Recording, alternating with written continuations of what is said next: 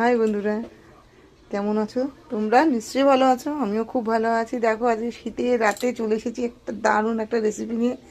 মোটামুটি সবার খুব ভালো লাগে জিনিসটা খেতে, আমারও বেশ খুব ভালো লাগে।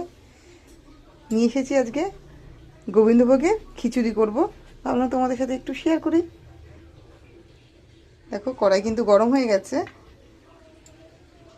তেল দিয়ে দেবো।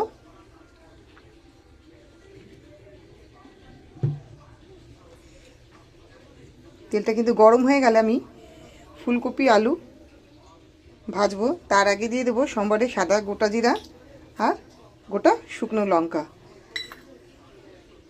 তেল কিন্তু গরম হয়ে গেছে, এখন আমি দিয়ে দেবো শুকনো লঙ্কা আর গোটা সাদা জিরা।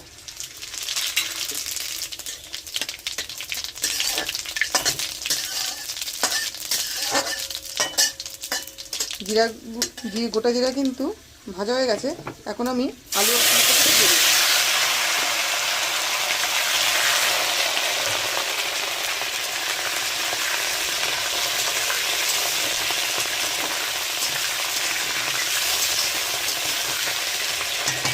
এটা একটু হালকা লাল লাল করে ভাজার পরে আমি মুগ ডাল দিয়ে দেবো।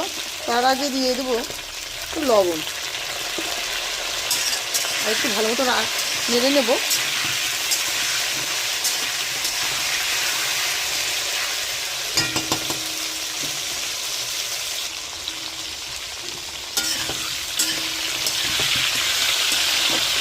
আর 2-3 মিনিট আমি নাড়া দেবো। একটু ভাজা ভাজা করে আমি মুগ ডাল দিয়ে দেবো।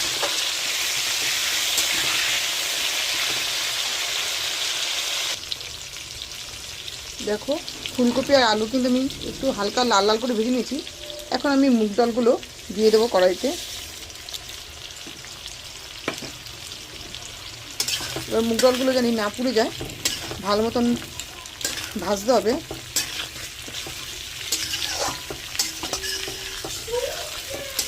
এই ফুলকপি আর আলু আমি পরেও দিলে হতো, আমি যদি ভেজে তুলে রাখতাম, কিন্তু এটা গোবিন্দভোগের চাল বলে তাড়াতাড়ি হয়ে যাবে বলে আমি একসাথে ভেজে এটা মুগ ডালের সাথেই সিদ্ধ করে নেব।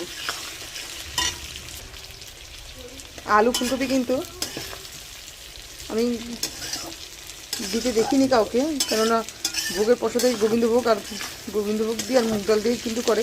আমি একটু আলু দিয়ে দিলাম, কেন এটা নিজেরা খাবো ঘরে, আর শীতের সময় একটু ফুলকপি দিয়ে একটু আলু দিয়ে খিচুড়িটা ভালো লাগে খেতে, তার জন্যই দেবো, আর কিছুই না।